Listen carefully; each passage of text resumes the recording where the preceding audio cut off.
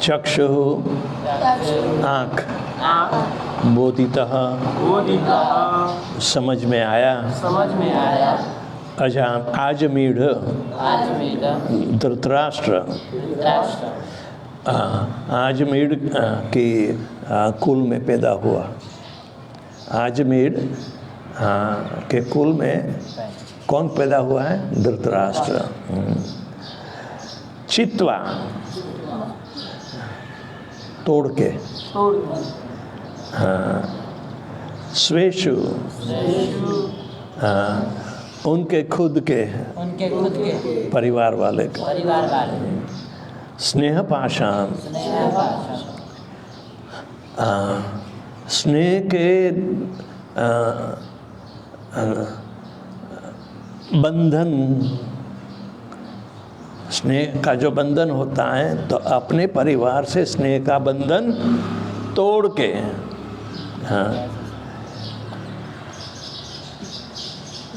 दृढ़ी मन,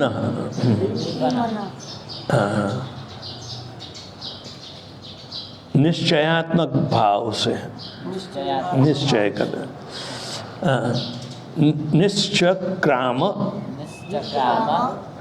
चला गया, भ्रातृर, उसके भाई द्वारा, संदर्शिता,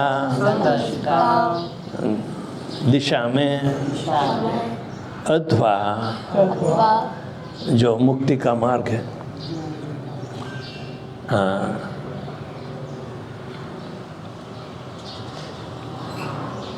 अनुवाद और तात्पर्य श्री श्रीमद् ऐसी भक्तिवेदांत स्वामी श्रील प्रभुपाद के द्वारा। इसी तरह महाराज धृतराष्ट्र आजमीर के परिवार में पैदा हुआ।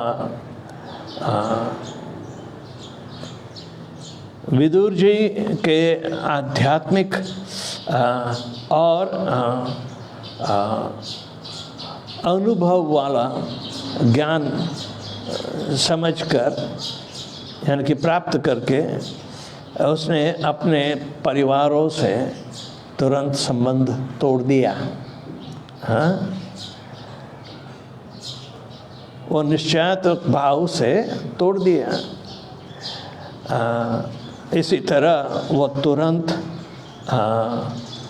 वो मुक्ति के लिए घर से चला गया, जैसे विदुर ने उसे मार्ग बताया था, इस तरह।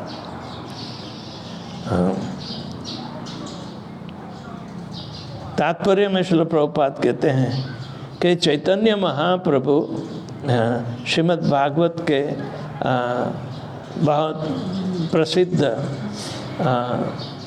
प्रचारक थे। उन्होंने साधुओं का सत्संग जो है, सत्संग यानी साधुओं का संग के लिए बहुत महत्ता बताई है, बहुत भार दिया है कि बिना महत् सेवा हम कुछ नहीं कर सकते।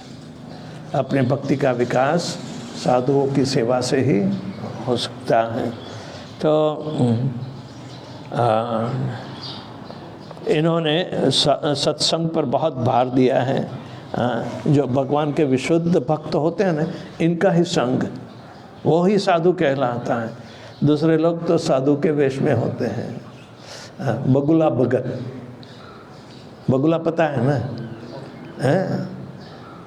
वो भी तप करता है, साधु जैसा लगता है, लेकिन मछली आती है पुप करके खा लेता है। ये बगुला भगत के नाम। वो कह रहे हैं कि एक क्षण मात्र भी ऐसे विशुद्ध भक्तों का संग करने से सब कुछ सिद्ध होता है। हाँ, विशुद्ध भक्तों का संग करने से हमें सब कुछ भगवान की ओर जाने का फल मिलता है।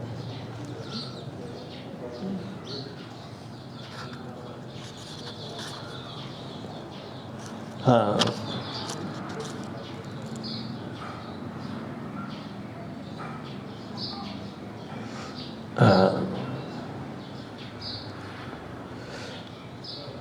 अब प्रभुपाद जी लिखते हैं कि हमारे व्यक्तिगत जीवन में भी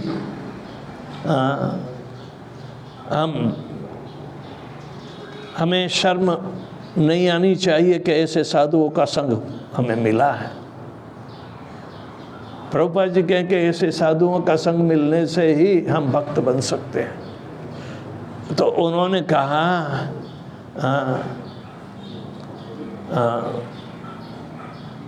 कि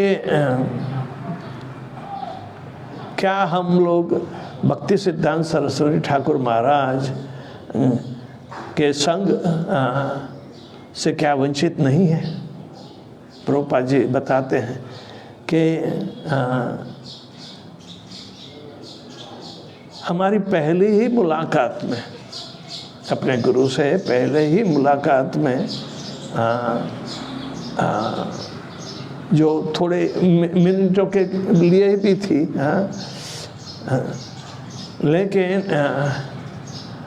वो भी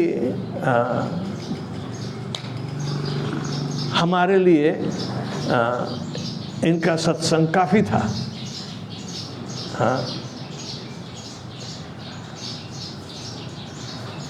और वो संग के बिना हमने ये जो साहस किया है, इतने श्रीमद् भागवत के 60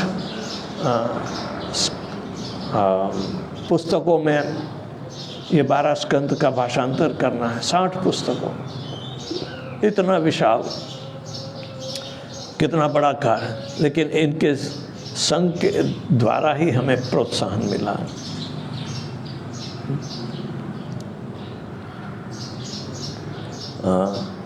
ये अंग्रेजी में उन्होंने भाषांतर किया भागवत का, तो भक्ति सिद्धांत सरस्वती ठाकुर महाराज के संग में उन्होंने क्या कहा था जब पहली मुलाकात हुई थी प्रभुपाद से, तो क्या कहा था भक्ति सिद्धांत सरस्वती? आप जैसे नौजवान लोग पढ़े लिखे अंग्रेजी में चैतन्य महाप्रभु के संदेश को अंग्रेजी में फैलाओ। और चैतन्य महाप्रभु का संदेश तो श्रीमद् भागवत में है। तो उन्होंने ठाना कि हाँ, हम श्रीमद् भागवत का भाषांतर करेंगे अंग्रेजी में, अंग्रेजी अनुवाद करेंगे।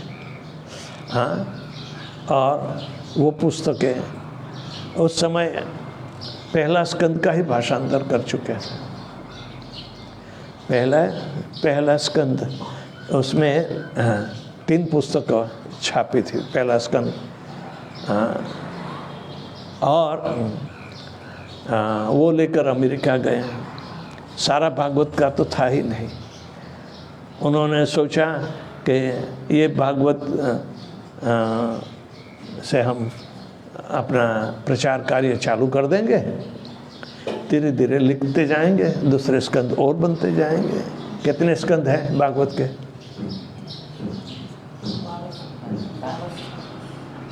अरे बच्चे को तो बोलने दो।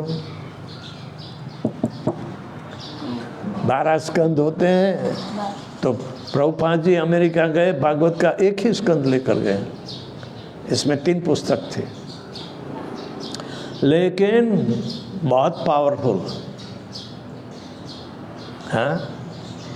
हमने अनुभव किया है, देखो कैसे।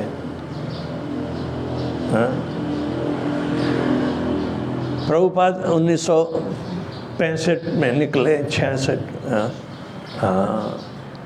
में उन्होंने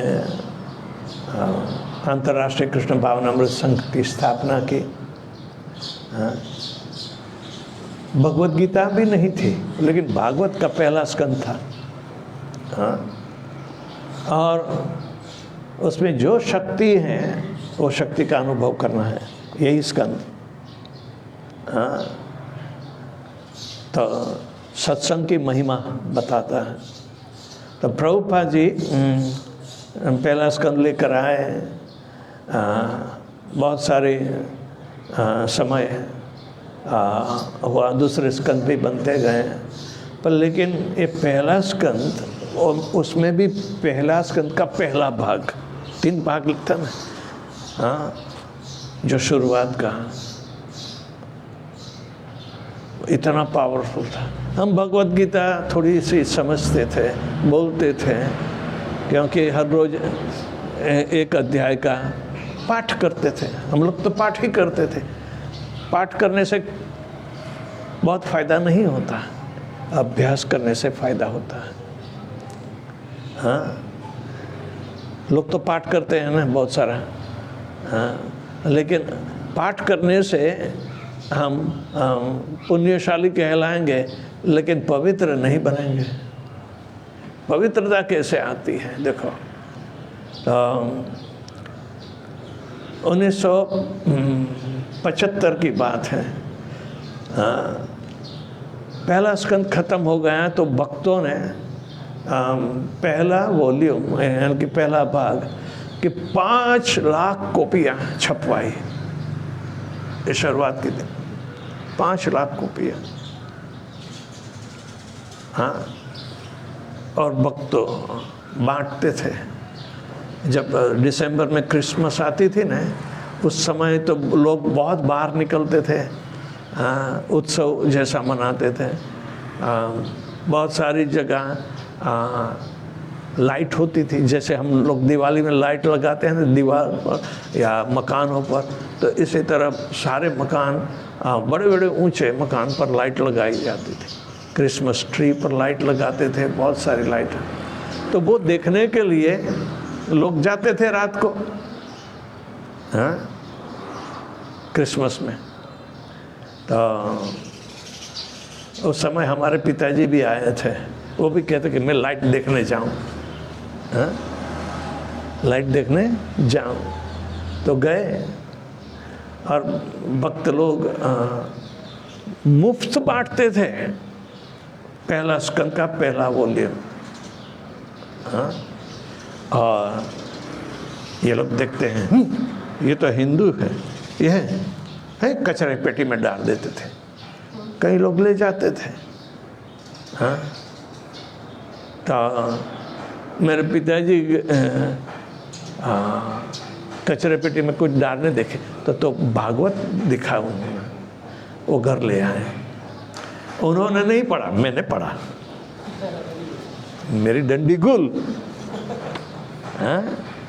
जो पाठ करने से समझ नहीं आती, पहले स्कंद में इतनी बढ़िया समझ दी है, पावरफुल, हमने पढ़ा, तब हम फुल टाइम बन गए।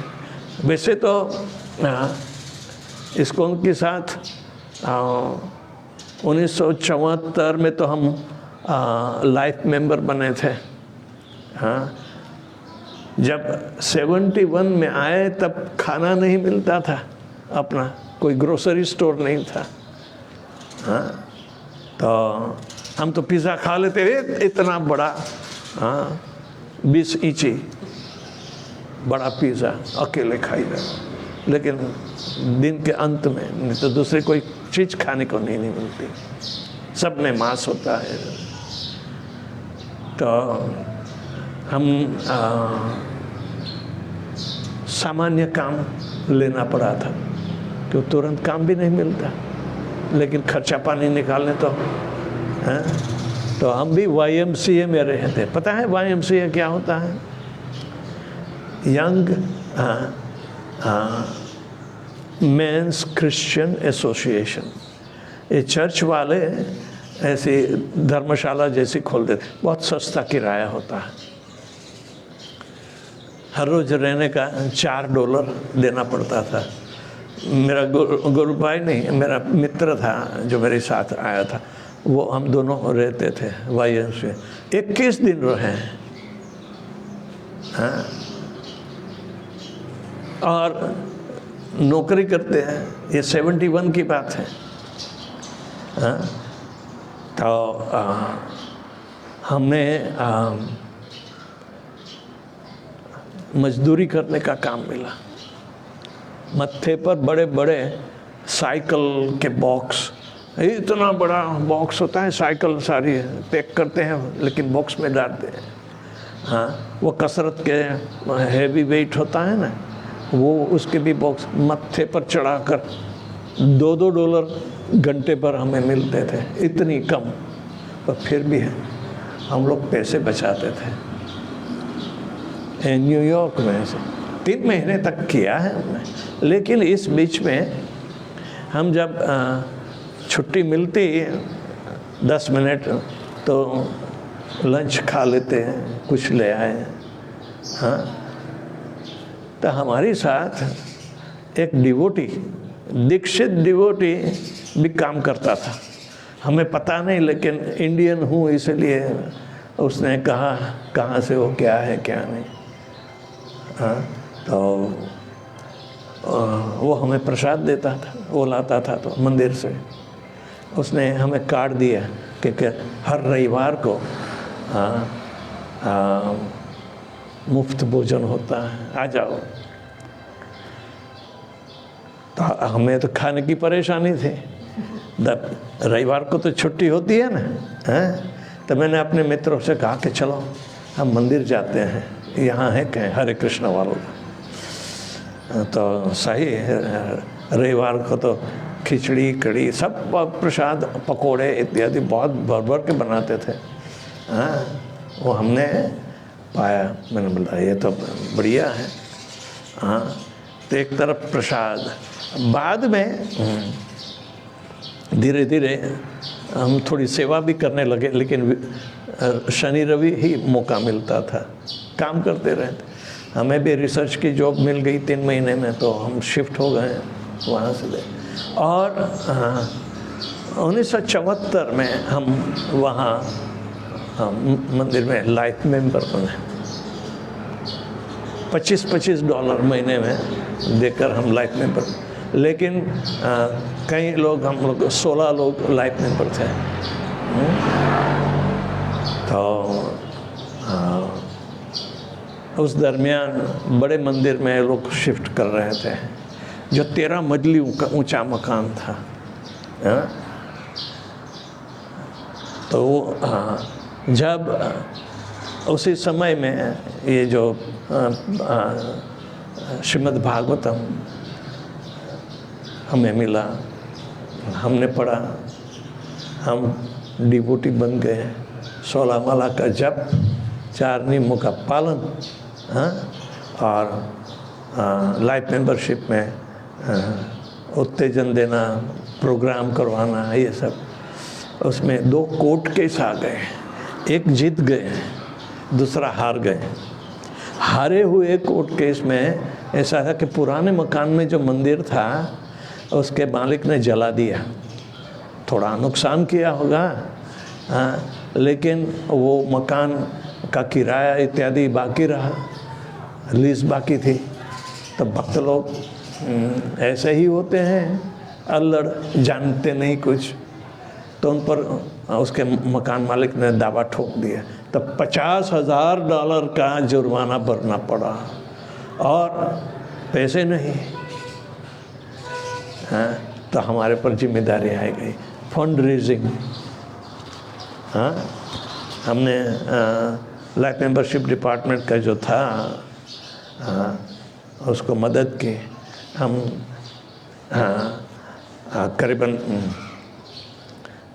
17 लोगों के साथ हमने करार किया, पैसे नहीं देना है, गारंटी दे दो, आपका अकाउंट में पैसा है, वो जाना होगा। क्योंकि इसमें एक हमारा लाइफ मेंबर था, वो स्टेट बैंक ऑफ इंडिया वहाँ न्यूयॉर्क में ब्रांच थी, उसका मैनेजर निकला। तो उसने सुझाव दिया कि इस्कॉन को तो कोई पैसा देता नहीं, इस्कॉन की कोई ऐसी आय नहीं है, कुछ नहीं है, तो उसको लोन कौन देगा। तो ये प्रभु जी तैयार हो गए। उसने कहा कि आप 17 जना को इकट्ठे करो, 3-3 हज़ार डॉलर की गारंटी देनी है, तो गारंटी लिखवा दो और उसके अकाउंट में कितने हैं वो खाली बताओ, उसका कॉपी ले आओ। तो हमने इसी तरह 17 लोगों की, हाँ, तो 17-3 51, $51,000 एक नाइट में खड़े कर दिए। और हमें जुर्माना पड़ा। तो ये शुरुआती ही बात है, सत्संग की महिमा है। हाँ?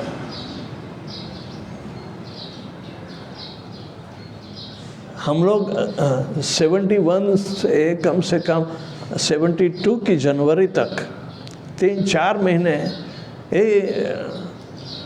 सबके साथ रहे। एक अपार्टमेंट में कितने लोग पता है? 12 लोग, सभी ऐसे बिना फैमिली वाले होते हैं। हाँ, शुरुआत में तो अकेला ही जाता है ना, कोई परिवार को थोड़ा ले जाता है। तो अकेले अकेले जीते और कुछ बना खा लेते हैं। तो ऐसी मुश्किल में न्यूयॉर्क में, अमेरिका में ये हालत थी उस समय हम जब गए तो लेकिन फिर भी भक्तों का संग हमें मिलता रहा, मेरे दूसरे लोगों को कोई नहीं। जब जब मुझे मिलने आते थे वो लोग हंसते थे मेरे पर, देख तेरा मित्र आ गया। हाँ, तो हमको आओ, वो मुझे प्रसाद दे जाते हैं, magazine Back to Godhead दे जाते हैं। हाँ, तो 76 में श्रील प्रभुपाद जी आए। हमने दर्शन किए, इनका लेक्चर सुना, सब कुछ। पर भक्तों का ही संग हमें, देखो ये लोग कुछ जानते भी नहीं इतना सारा, मुझसे सुनना चाहते हैं कि मैं भगवद गीता कितनी जानता हूँ। हाँ, तो काम ऐसा हो गया कि हमें प्रभुपाद जी की दीक्षा मंजूर हो गई और 77 में होने वाली थी। लेकिन प्रभुपाद जी अमेरिका नहीं पहुँचे, वापस लंदन से ही चले गए और बाद में कहीं ट्रैवल नहीं किया उन्होंने, उनकी तबीयत बहुत बेकार थी। तो 1 महीने पहले ही हमारी सबकी दीक्षा हुई। 1 महीने के बाद प्रभुपाद जी चले गए। लेकिन जो सत्संग का महिमा है वो कितना पावरफुल है, जीवन परिवर्तन करता है। तो ऐसे सत्संग का आग्रह करना चाहिए। हाँ, यही 3रे स्कंद में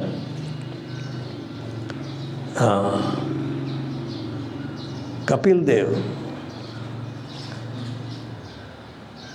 और उसकी माता का नाम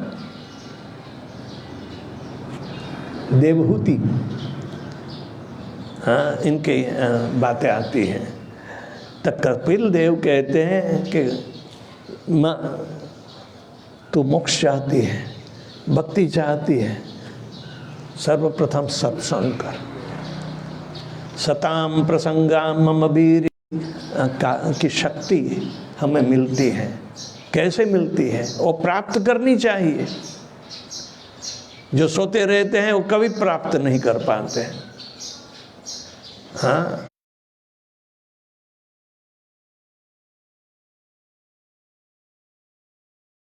होती है, उसका अनुभव करना चाहिए, उसको समय लगेगा।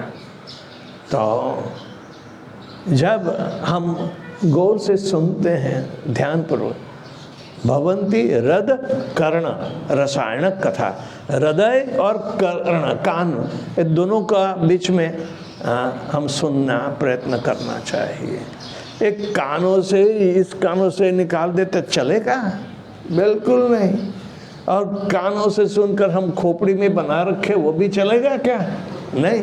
कान और हृदय में संचार हो, ऐसी कथा हो।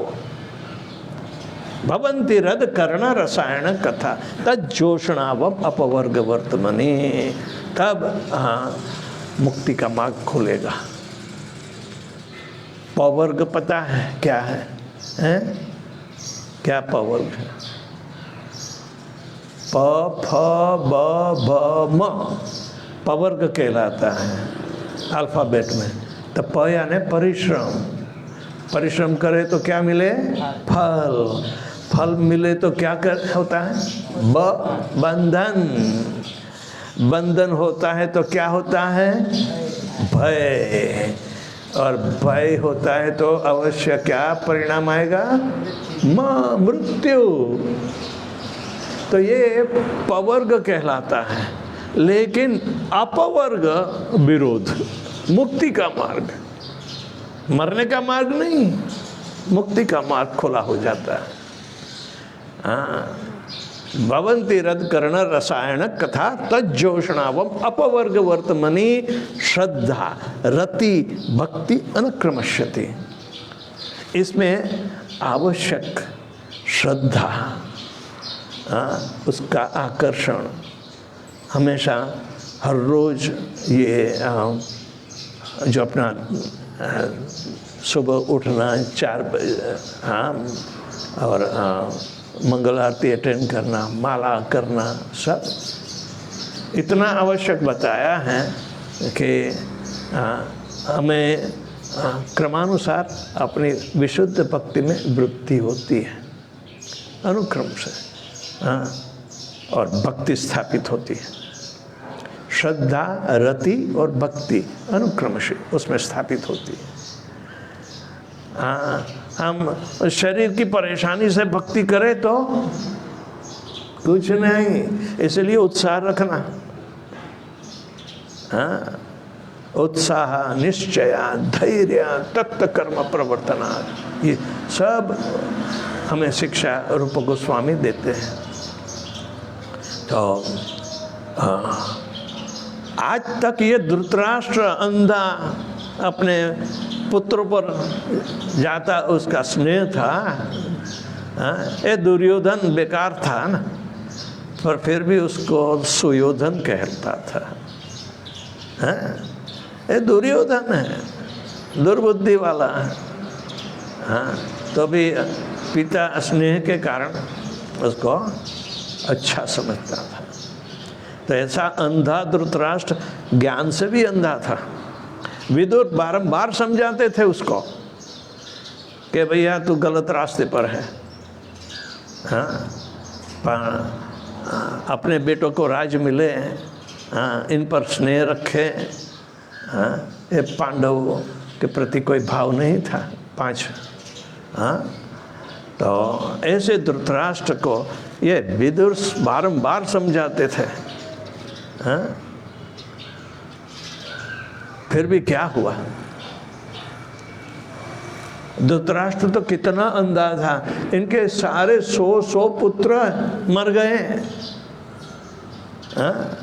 फिर भी युधिष्ठिर ने दया आई कि मेरे चाचा अंधे हैं, बेचारे को कौन संभालेगा, अंधी चाची है।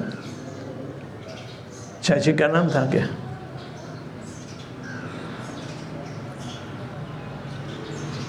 गांधारी।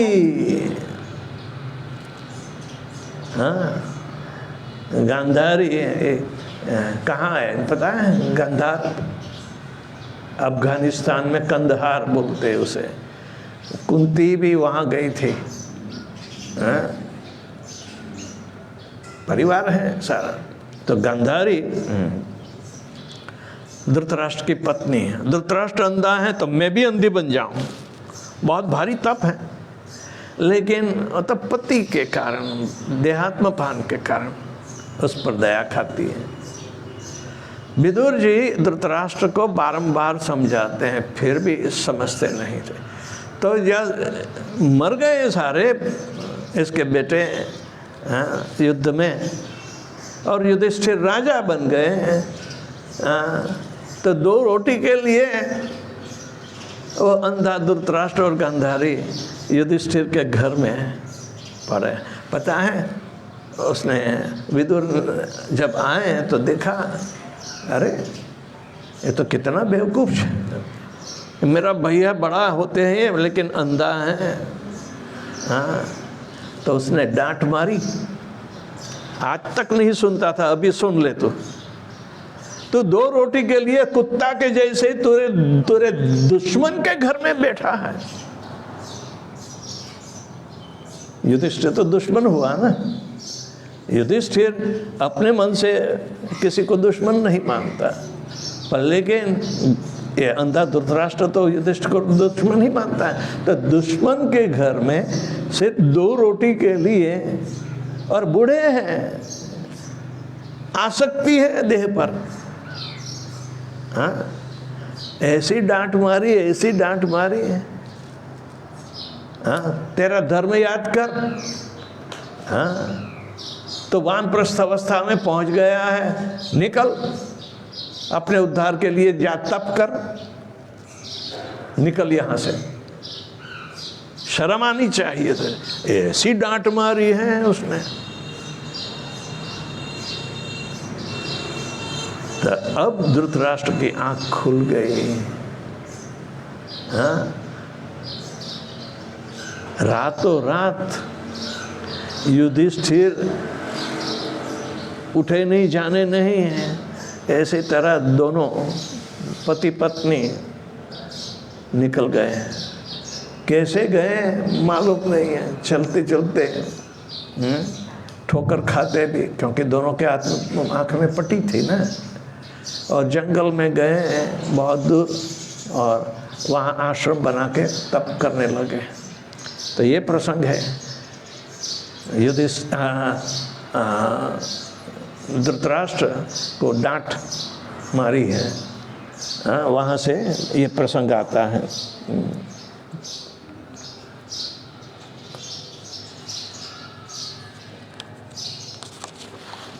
तो भक्ति सिद्धांत सरस्वती ठाकुर महाराज का श्रील प्रभुपाद को सत्संग मिला है, और उनके आदेश से ही जो कुछ ये संस्था इस्कॉन इत्यादि की रचना कर पाए। यदि हम उसे नहीं मिलते तो हम शायद बड़े व्यापारी बन गए होते हैं। हाँ, क्योंकि उन्होंने तो बीएससी किया था, तो मेडिसिन की दुकान खोल रखी थी। हाँ, उसकी फार्मेसी इलाहाबाद में एक जगह है, तो भक्त लोग जानते हैं कि कहाँ थी वो दुकान, तो दूसरों किराए पर ले रखी होगी। हाँ, तो प्रभुपाद जी वो याद करते हैं।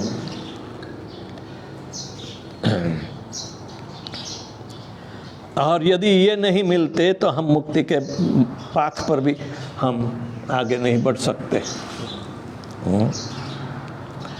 तो और अभी मैं इनकी कृपा से ही, इनकी आज्ञा से ही ये प्रचार के कार्य में हम अभी कार्यरत हूँ।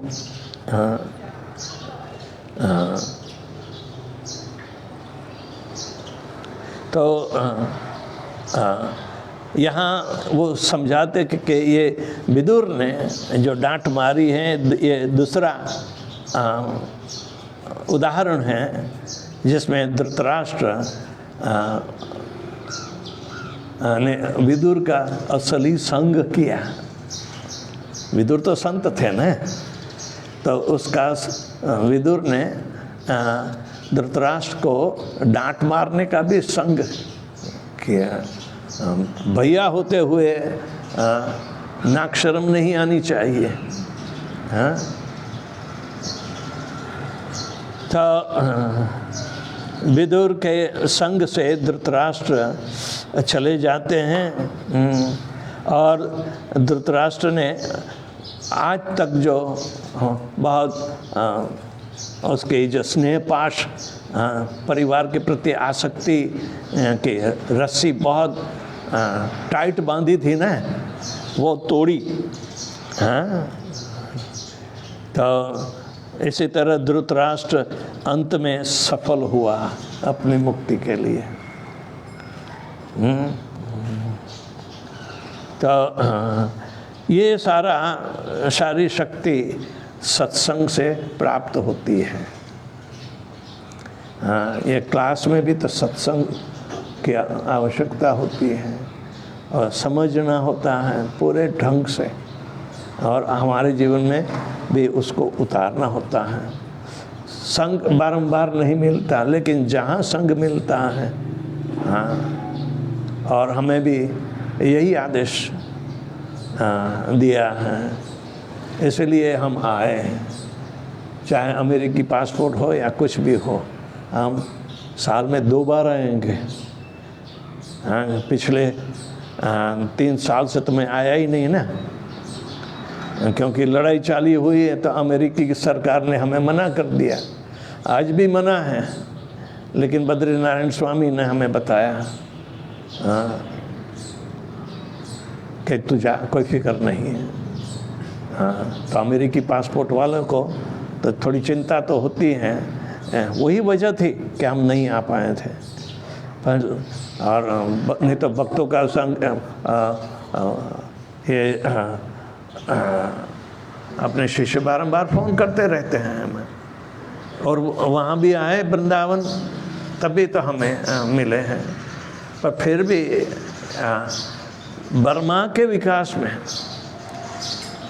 हमें योगदान देने की आवश्यकता है। आप सभी अच्छी तरह से पढ़ाई करें। हाँ, पढ़ना बहुत आवश्यक है। हाँ, जो अक्षर ज्ञान होता है, जिसको पढ़ना, लिखना और याद रखना जो जानता है, 3 ही चीज़ आवश्यक है, दूसरी कोई चीज़ आवश्यक नहीं है। और ये सारा शास्त्र, हाँ, चाहे हम हाई स्कूल भी नहीं हुए हैं या हाई स्कूल हो रहे हैं या कॉलेज भी जाएं, लेकिन ये पढ़ना सर्वोत्तम बताया है। हाँ, कोई भी शास्त्र पढ़ने में अरुचि ना रखें, हमेशा उत्साह बताए रखें और समझने का प्रयत्न करें, क्योंकि सारी शक्ति ये संग है। भागवत का संग, भगवान का संग, दोनों प्राप्त हो जाएंगे। लेकिन भक्तों को, वरिष्ठ भक्तों को आदेश है। हाँ, कल भी आप नए जीबीसी जो हैं, आप जानते हो ना कौन है? नहीं, तपन मिश्रा, उसने मुझे फ़ोन किया। हमने करीबन आधे घंटे से 45 मिनट तक बात करी। हाँ, वो आए थे ना।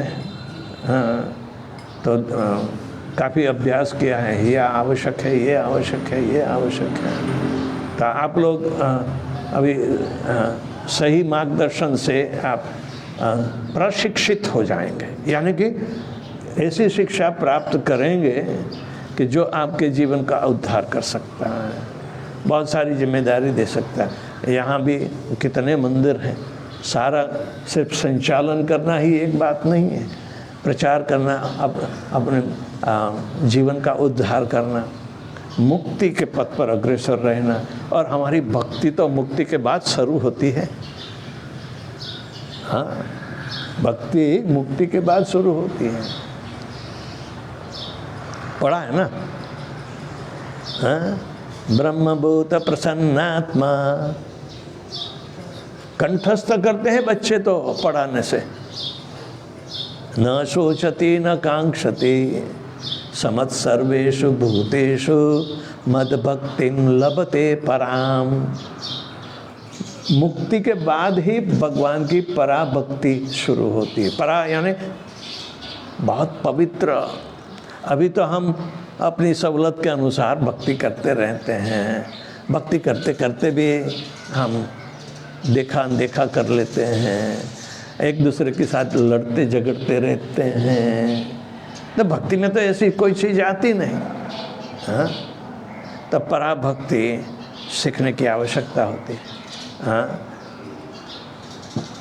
हम बहुत कम होते हैं, फिर भी देखो इंटरनेट पर क्लास दिया, वो परा भक्ति पर था, लोगों की समझ में आता है। हाँ, इंटरनेट पर करना पड़ता है। हाँ, तो कम से कम मरते मरते तो अपने भक्तों को इनका उद्धार करने के लिए तो सिखाएं, लेकिन वो अंग्रेजी में है। उसी तरह यहाँ बर्मी भाषा में भी हो सकती है। ये छोटे मन से काम नहीं चलेगा। हाँ, ये ठीक नहीं, वो ठीक नहीं, नहीं, मिलजुल कर रहना है। हाँ, भगवान के दरबार में खाने पीने या किसी भी अछत नहीं होती। हाँ, इतने सालों से हम एक ढंग से ही जी पाए, ऐसा थोड़ा होता है। हमारा विकास क्या हो रहा है? हाँ, दुनिया आगे बढ़ रही है, हम पीछे के पीछे क्यों रहे? हाँ, इसलिए भक्त लोग आते रहेंगे।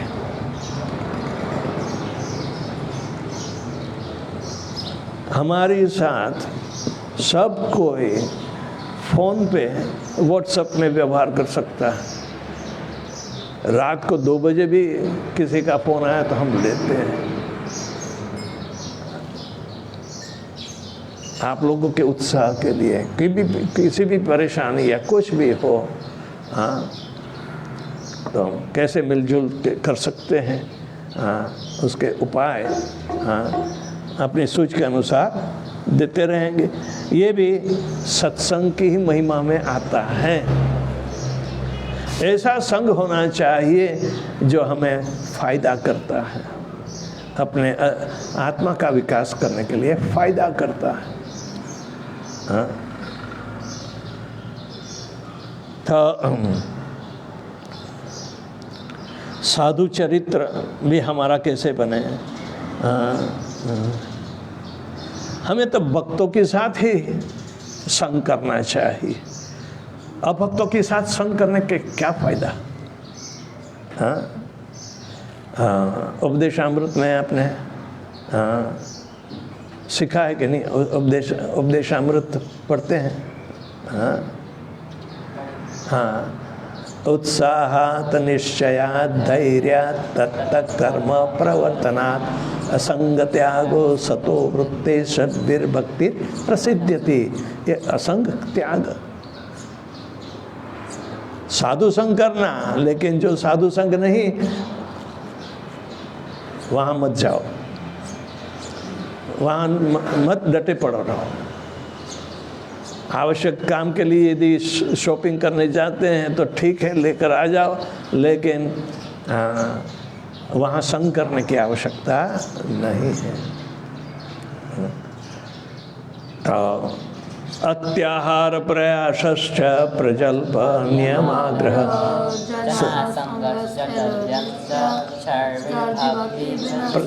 विनश्यति। इसमें उसमें भी असंग की बात आती है। ऐसे संग से भक्ति का नाश होता है, सत्संग से भक्ति में वृद्धि आती है। इसलिए ये संस्थान बनी है कि हमें सत्संग करना चाहिए। हाँ, यहाँ पॉलिटिक्स नहीं चलेगी। प्रभुपाद जी ने ये संस्था स्थापी है, कोई पॉलिटिक्स के लिए नहीं स्थापी है। हाँ, मेरा मंतव्य चलेगा ये नहीं। प्रभुपाद जी ने क्या कहा है, हाँ, कैसी सूचना दी है, इस्कॉन की सुरक्षा कैसे बने रहेगी। हाँ, लेकिन फिर भी हाँ, अच्छी संगत न होने के कारण इस्कॉन में भी काफ़ी गड़बड़ी बनी रहती है। हमें वैष्णव संग चाहिए।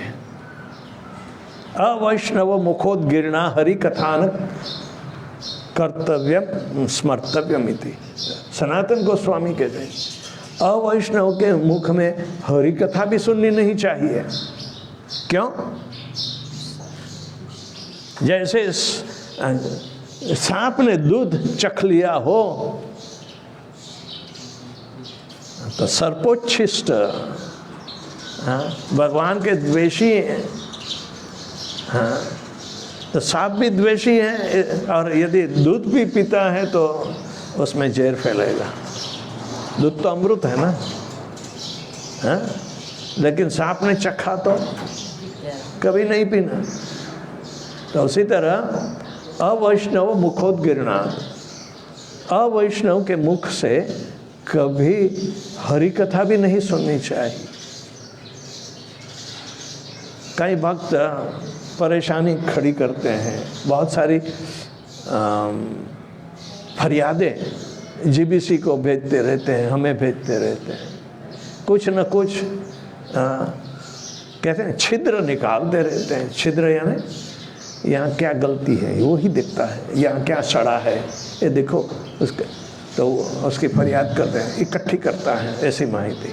नहीं, सत्संग में तो भगवान का बल प्राप्त करना है, तो ऐसे व्यक्ति किसी के दोष निकालता है, कभी किसी का दोष नहीं निकालना। सभी भगवान की सेवा में यदि जुड़े हैं तो एक मत ओके, ऐसा मार्गदर्शन सबको मिलता रहना चाहिए।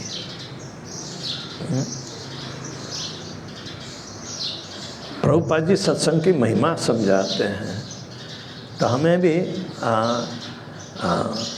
जिस हेतु के लिए हम आए हैं, कोई एक्सीडेंट थोड़ा है यहाँ निर्धारित। प्रभुपाद जी ने संस्था इसीलिए स्थापित की है कि जिसमें अपना उद्धार हो, मुक्ति के पथ पर आगे बढ़े और भक्ति के पथ में सनातन धाम भगवान श्री कृष्ण के गोलोक वृंदावन में प्रस्थान करें। सीधा रास्ता है, लेकिन इसमें रोड़े जो वैष्णव चरित्र नहीं है वो लोग डालते रहते हैं। हाँ, हमें किसी के रास्ते में प्रगति करता है तो रोड़े डालने की क्या आवश्यकता है?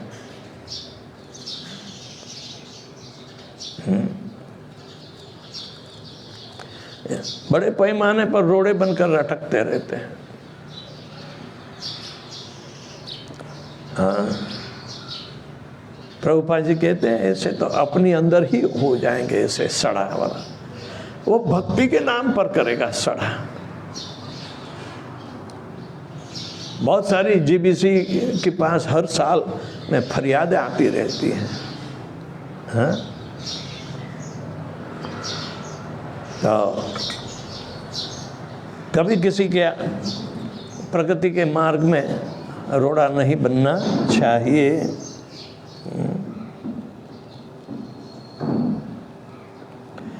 जैसे मायावी लोग होते हैं, मायावादी, हाँ, कृष्ण अपराधी, हाँ, तो ये भौतिक दुनिया बहुत बड़ी माया है। ये भौतिक दुनिया जो है बहुत बड़ी माया है, और हमें सब सही दिखाई देता है। हाँ, ये सही है, ये मोटर गाड़ी जाती है, काला धुआं छोड़ती है, फिर भी सही है, मोटर गाड़ी है ना, लेकिन माया है तो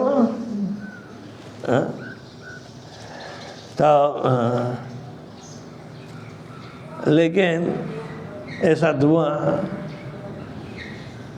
किसी के नाक में जाता है तो कार्बन मोनोऑक्साइड पॉइजनिंग कहते हैं उसे, मर जाता है आदमी। हाँ, गैराज में बंद है, ओके, हाँ, लेकिन गाड़ी है, गाड़ी चालू रखो ना, क्या होता है, जीना मुश्किल हो जाए, तुरंत आदमी मर जाएगा, क्योंकि ऑक्सीजन नहीं, कार्बन मोनोऑक्साइड पता है। तो इस सारी दुनिया में कार्बन मोनोऑक्साइड पॉइजनिंग जैसे कहते हैं बहुत पड़ा है। हमें शुद्ध वातावरण मिले, अच्छी हवा मिले, यहाँ ऐसी कोई आपत्ति नहीं ना, क्योंकि इतनी गाड़ियाँ हैं ही नहीं, गरीब देश है। हाँ, लेकिन धनाढ्य भी तो है। हीरा जवाहरात की खाने हैं, सब कुछ है। हाँ, इतने बड़े बड़े नारियल हैं। हाँ, हाँ, मीठे नहीं होंगे फिर भी नारियल तो है, कोपरा तो निकलता होगा। हाँ, टिकवुड के जंगल ही जंगल है। हम निपेंटाओ के बगल में एक वहाँ रथ यात्रा निकालनी थी, तब आए थे हम। भागना पड़ा क्योंकि कोई पुलिस में पुलिस को फरियाद कर दी कि महाराज जी आप मंडले चले जाओ। तो हम कार द्वारा चले गए हैं और ऐसे हाईवे नहीं, जंगल के रास्ते गए। तो सब जगह टिकवुड है, टिकवुड के ही जंगल हैं। बड़े बड़े इसकी आमदनी कितनी है? सबसे महंगी लकड़ी है, समृद्धि भी है, लेकिन ईश्वरपंथी चालन नहीं है। भगवान की भक्ति का कोई व्यवस्था नहीं कर। कम से कम भक्ति को तो हर एक के हृदय में पड़ी होती है। इसको इसी तरह सत्संग के द्वारा आगे बढ़ानी होती है, उत्साह देना पड़ता है, जो साधुओं का कर्तव्य है।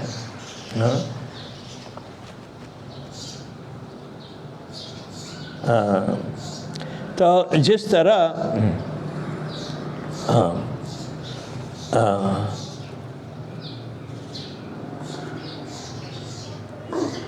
पानी जब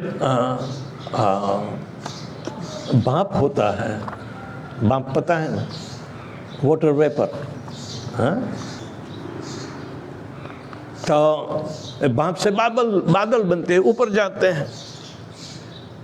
तो बादल की तरह कहीं भी कृपा करनी होती है, क्योंकि उसे पता नहीं कि कहाँ पानी छोड़ना है, कहाँ नहीं छोड़ना है, तो छोड़ देता है बिना बुलाए। इसी तरह संसार दावा नललीढ़ लोक त्राणाय कारुण्य गना गणत्वम। गुरु बादल की तरह होता है। प्राप्तस्य कल्याण गुणार्णवस्य, ये कल्याण का सारा मार्ग उसने प्राप्त किया है, जो बादल की तरह बरसाएगा, सबको आप्लावित करेगा। प्राप्तस्य कल्याण गुणार्णवस्य वंदे गुरु श्री चरणारविंदम। तो यहाँ प्रभुपाद जी बादल की बात करते हैं।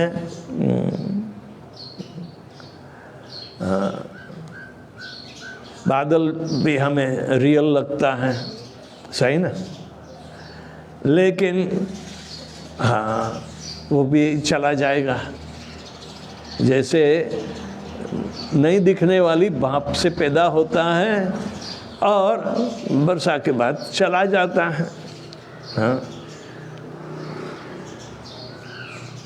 लेकिन आकाश तो वही रहता है, आकाश में बदलाव नहीं आता। इसी तरह परम सत्य आकाश जैसा है,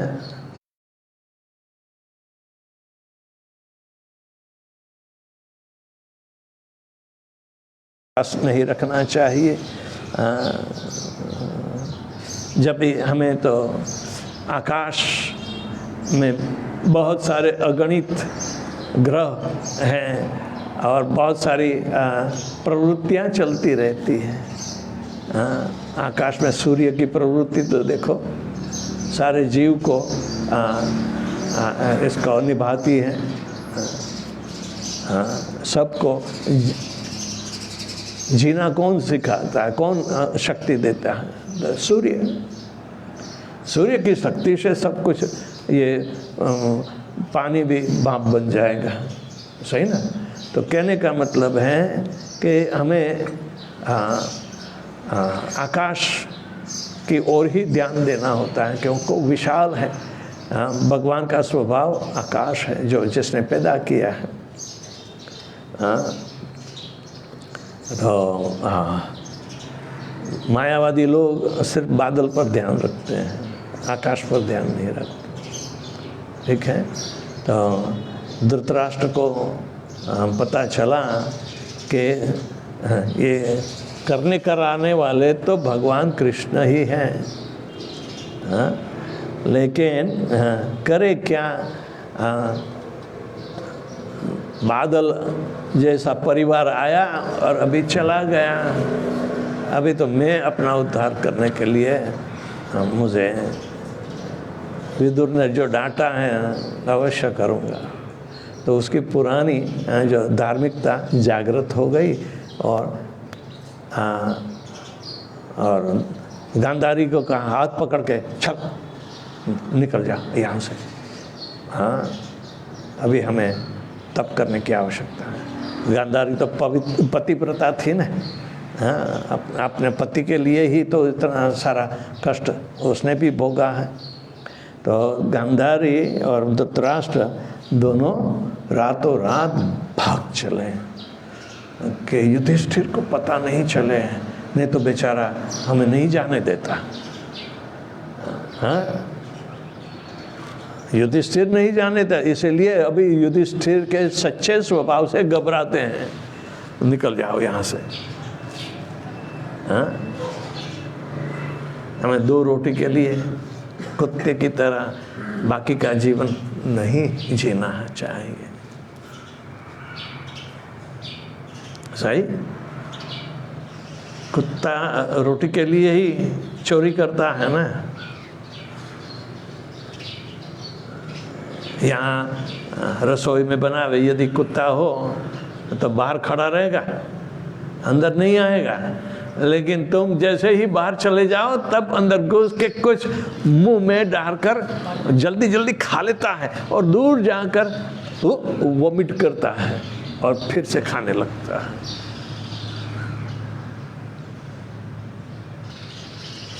उसे वांतासी कहते हैं। हाँ, तो नहीं तो माया बहुत जबरदस्त होती है, उससे निकालने के लिए ही हमें बहुत सारी दुनिया की जिम्मेदारी उठाने ऐसे घुस जाते हैं कि बाहर निकलना मुश्किल हो जाता है। ब्रह्मचारी लाइफ बहुत सुरक्षित होती है और वही सुरक्षा बनाए रखना। कोई ब्रह्मचारी ये नहीं सोचे कि मैं शादी करूँगा। हाँ, इतने नैष्ठिक ब्रह्मचारी होते हैं। हाँ, भक्ति सिद्धांत सरस्वती, तब ये दिमाग में असली बुद्धि आती है। हाँ, ब्रह्मचारियों को असली बुद्धि आती है, जो भगवान की तरफ जिम्मेदार बनाकर भक्ति का विकास करें।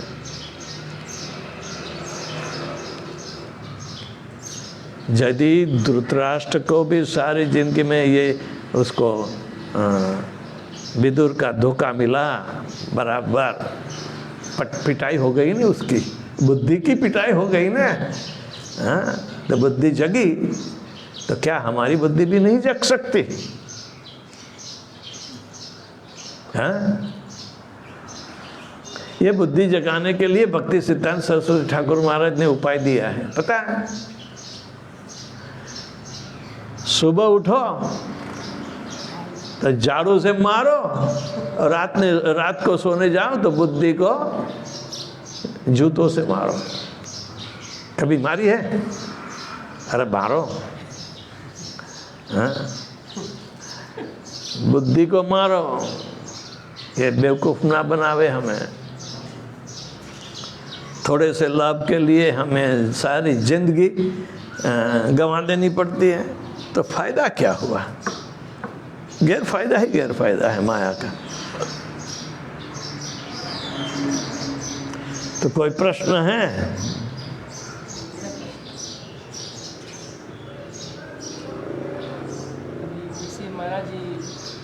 तो यहाँ लाए, अभी उठने का समय आ गया है बेटा, वहीं रहने दे। वहाँ जो वो है ना, वो गहरी है नीचे है? दूसरा है, वो दूसरा है। ओह ओके, मैंने बोला तू ही उठा के लाया। अभी तो उठने की तैयारी कर रहा हूँ। तो ये हालत है, दुनियादारी में अंधे हो जाते हैं। हाँ? समाज, परिवार, ओ हो, इतनी माया पीछे पड़ी होती है। आज ये हुआ है, वहाँ कर, आपका सारा समय भगवान के प्रति जाएगा ही नहीं। सिर्फ माया का संग करने की जबरदस्ती पड़ेगी। जबरदस्ती जिस पर होती है वो क्या खुश रह सकता है? बिल्कुल नहीं। माया के तो गुलाम है ना, नहीं होना चाहिए। तो सारी लाइफ माया से स्वतंत्र रहने को सिखाती। किसी को कोई प्रश्न है? हाँ, जरा जोर से बोल। हम लोग को 3 काम है, पढ़ना, को याद करके रखना और दूसरा जो है शास्त्र को अध्ययन करना। तो ये हम लोग जब क्या होता है कि अभी ज्यादा शास्त्र पढ़ लेने से भी अभिमान हो जाता है।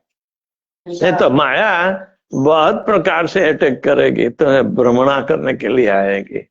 हाँ, और माया से मुक्ति यदि भक्ति बिना की है तो वो और परेशान करती है।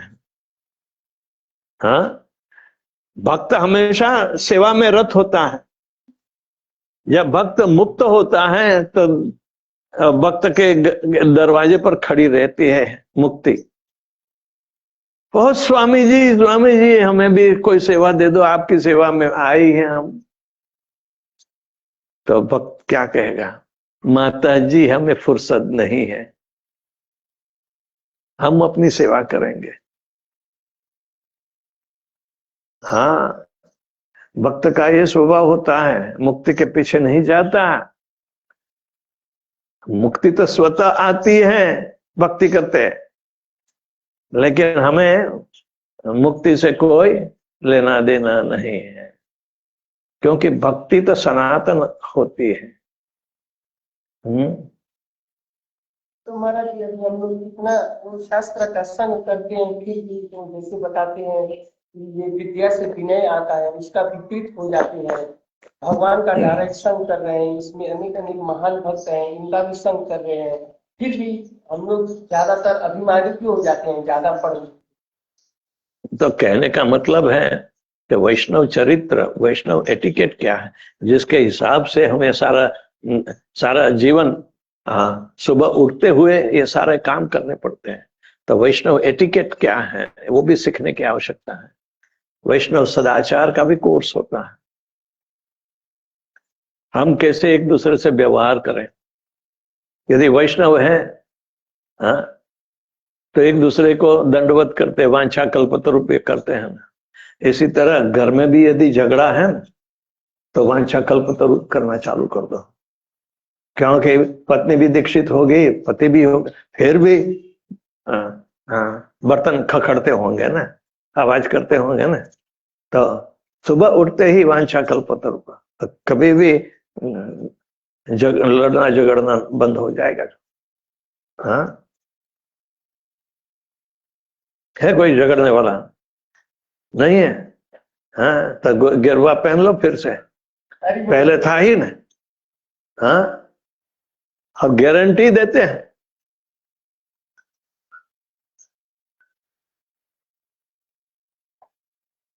आज वो मुंडन कर देना। गणाधिराज, हाँ, इसका नाम मैंने यद पाद पल्लव युगम प्रणिधाय कुंभ वंदे प्रणाम समय स गणाधिराज विघ्नान विहंतुम अमलस्य जगत्त्रयस्य गोविंदमादि पुरुषम। गणाधिराज गणपति होते हैं। हाँ, लेकिन वो भगवान के चरण कमल अपनी तुमुली पर धारण करते हैं और सारे जगत का कल्याण करने की शक्ति पाते हैं। ऐसे गोविंद को मैं भजता हूँ, आदि पुरुषम। हाँ,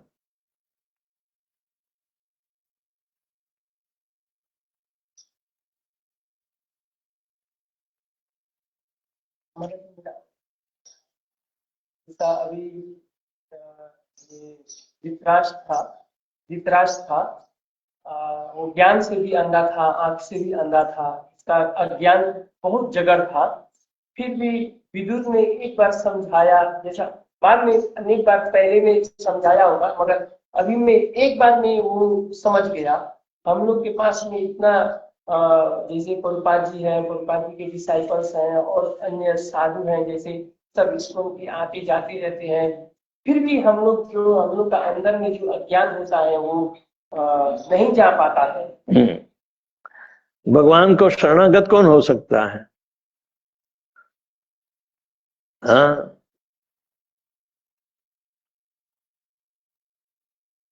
किचु नहीं मोरा,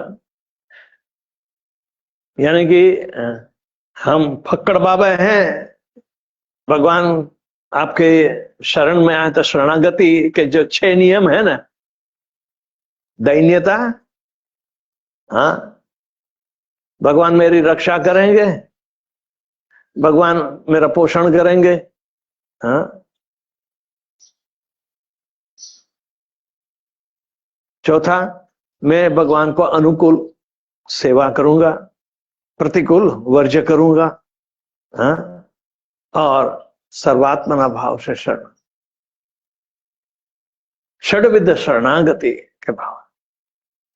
तो जब शरणागति में हम सिर्फ भगवान पर ही जीने, अपने सारी जैसे जीवाएं वैसे ऐसे आश्रय लेते हैं, तब सच्ची विरक्ति आ सकती है दुनियादारी से।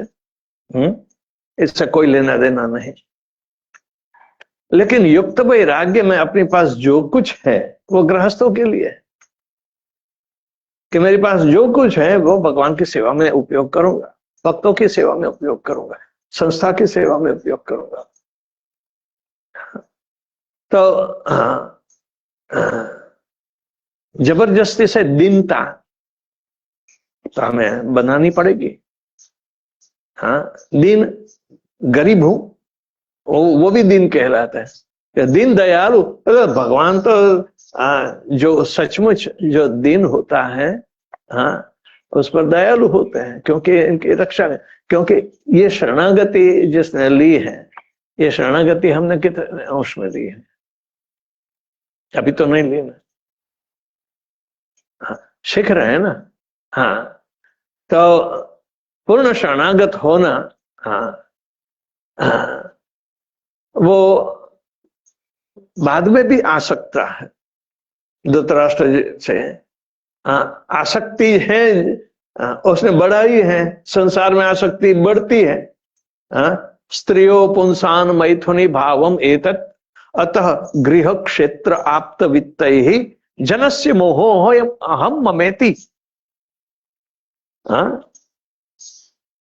आसक्ति तो मैथुनी भाव से चालू होती। हाँ, हम तो शादी बिना तो रह ही नहीं पाएंगे, नहीं रह पाएंगे तो लपटाएंगे। हाँ, कितना कैलकुलेटेड रिस्क है, नहीं कोई लेता। आप लाख करोड़ उपाय टेवा मिलाओ कि ये योग्य है, मेरे टाइप की है, अच्छा जीवन बीत जाएंगे। शुरू में तो होता है, लेकिन बाद में अभी कहां जाएगा? उस दरमियान तो उसने आसक्ति बढ़ा दी है। हाँ,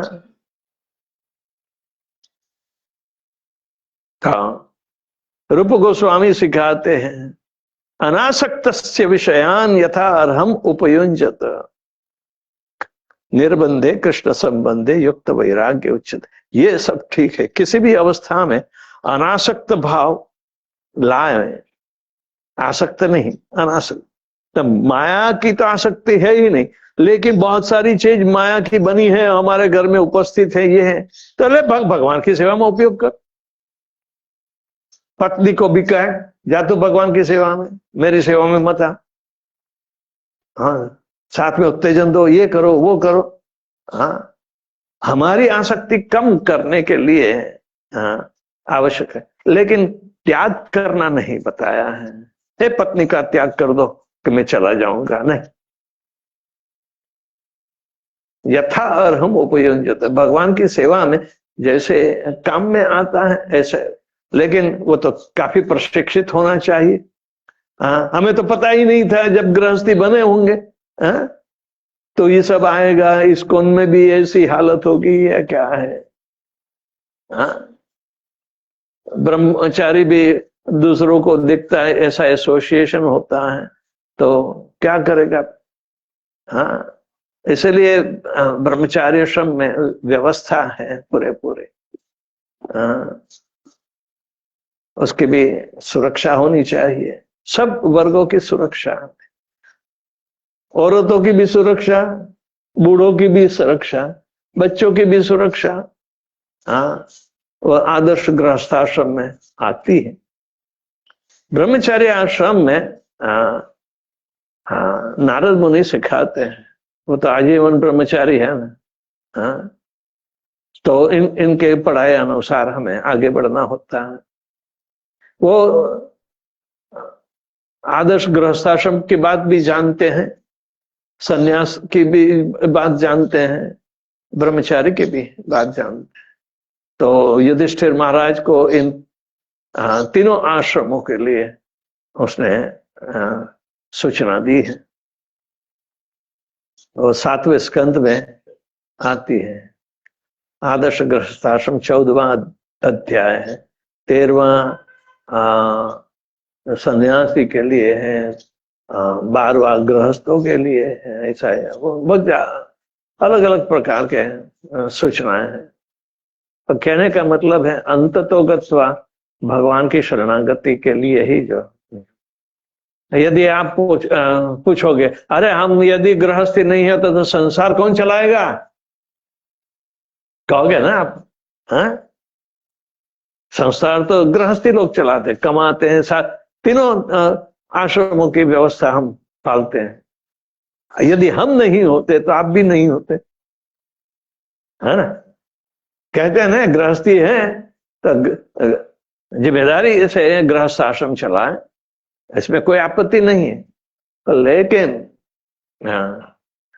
यदि बंधन में हो, मुक्त नहीं है, तो वो जिम्मेदारी भी कब तक गृहस्थ की रहेगी। हम इसके लिए गृहस्थ नहीं रह सकते। 50 वनम गच्छेत, 50 साल में वानप्रस्थ होना होता है। वो वन में प्रवेश को वानप्रस्थ कहते हैं।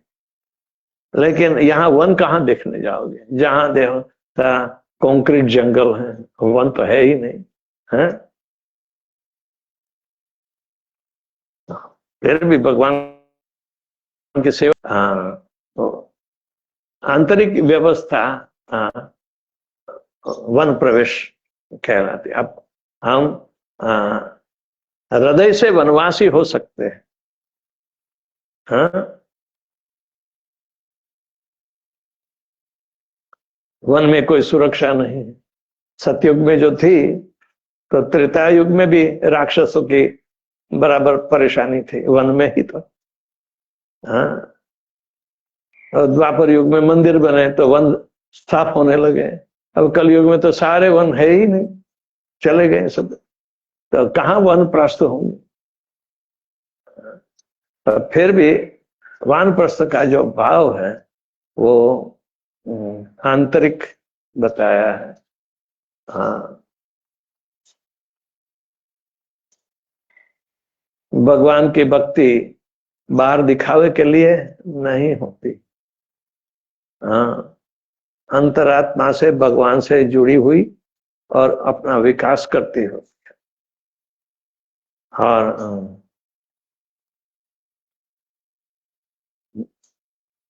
कोई भी पद्धति लो श्रवणम कीर्तनम विष्णु स्मरणम। अंत में भगवान का प्रेम ही तो प्राप्त करने का उद्देश्य होता है।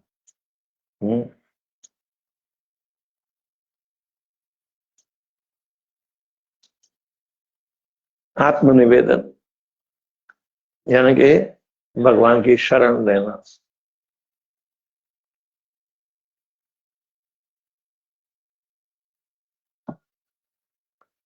श्रवण करते किसने शरण ले रखी है? उदाहरण है परीक्षित महाराज। कीर्तन करते हैं सुखदेव गोस्वामी। हाँ, स्मरण करते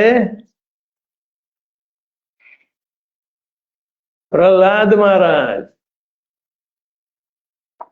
इसी तरह साथ साथ में आता है।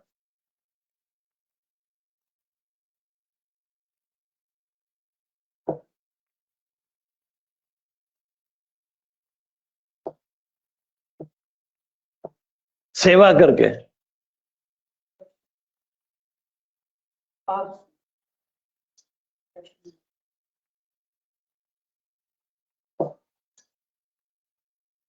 हनुमान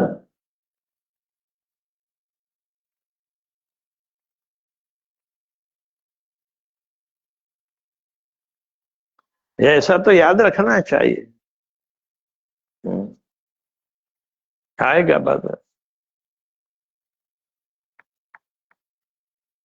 प्रभुपाद जी सब कुछ सिखाते हैं,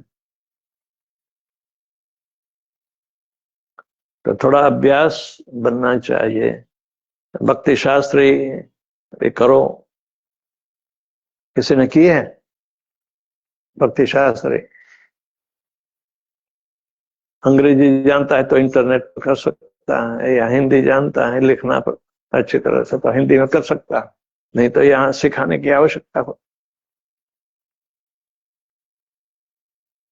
लिखना पढ़ना तो आता है ना तुम्हें, हैं? और ज्यादा पढ़ो, लिखना भी ज्यादा, क्योंकि परीक्षा होगी। थोड़ा तो अभ्यास चाहिए। पब्लिक स्कूल में नहीं जाते ना अपने बच्चे। पब्लिक स्कूल में नहीं जाते हैं ना बच्चे। जाते हैं पब्लिक स्कूल में? बाहर की स्कूल में? अपनी ही स्कूल होती है ना गुरुकुल में तो। हाँ, तो लेकिन लिखना वो भी पढ़ाना होता है। प्रभुपाद जी गुरुकुल में कहते हैं अक्षर ज्ञान, पढ़ाई का ज्ञान और भक्ति, 3 चीज आनी चाहिए। आजकल क्या है, बच्चा स्कूल में पढ़ता नहीं, जाओ गुरुकुल में भेज दो उसको। लेकिन गुरुकुल में तो बहुत बड़ी पढ़ाई होती है ना? ऐसे ध्यानपूर्वक सुनते भी नहीं होंगे क्लास में तो कोई। हमारी क्लास में सुनते हैं, नहीं तो जगाते हैं, है मस्ती मत कर, है ना? तो ऐसा करना पड़ता है।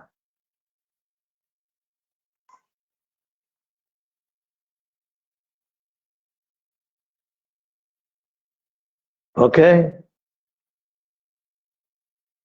श्री प्रभुपाद की जय।